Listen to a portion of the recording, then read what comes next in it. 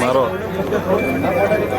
રાજ્યના વિવિધ જિલ્લાઓમાં જિલ્લા કક્ષાના તાલુકા કક્ષાના રમત સંકુલ બનવાથી રાજ્યના સૌ યુવાનોને યુવતીઓને જમીન એટલે કે રેત પર રમાતી રમતો, યુવાનો મેદાનો પર રમત રમે, મહેનત કરે, સ્પોર્ટ્સ કોમ્પ્લેક્સમાં અનેક રમતગમતમાં પોતે ટ્રેનિંગ પ્રાપ્ત કરે તે માટે વિવિધ રમતગમત સંકુલો બનાવવામાં આવી રહ્યા છે. આજે ડીસા ખાતે 7 એકરમાં પૂના 12 કરોડ રૂપિયાના ખર્ચે તાલુકા કક્ષાનો સ્પોર્ટ્સ કોમ્પ્લેક્સનું ખાતમુહૂર્ત કરવામાં આવ્યું છે.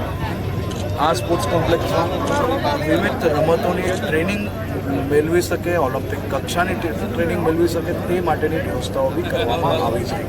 સાથે સાથે ડીસાને વધુ સુરક્ષિત બનાવવા માટે વધુમાં વધુ સીસીટીવી કઈ રીતે જોડી શકાય તે દિશામાં આગળ વધ્યા છે અને આ સીસીટીવીના માધ્યમથી ગુનેગારોને હજી વધુ ઝડપથી પકડવામાં આપણે 100% ફાયદો થશે અને ગુનાઓ બી બનતા રોકવામાં આ સીસીટીવી ખૂબ જ ફાયદાકારક સાબિત થશે.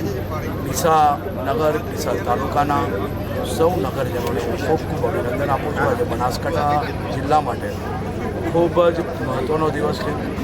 વહેલી સવારે ભારત પાકિસ્તાનની સરહદ પર દેશના ઇતિહાસમાં પહેલીવાર આવું બન્યું હશે કે ભારત પાકિસ્તાનની સરહદ પર સરહદોના ગામડાઓને વધુમાં વધુ વ્યવસ્થા મળે તે માટે સરહદ પરથી 100 જેટલી સરકારી બસોની શરૂઆત કરવામાં આવી અને આ સરકારી બસો થકી 20,000થી વધારે નાગરિકો દરરોજ આની સુવિધા લઈ શકે તે પ્રકારની વ્યવસ્થાઓ કરવામાં આવી. આભાર.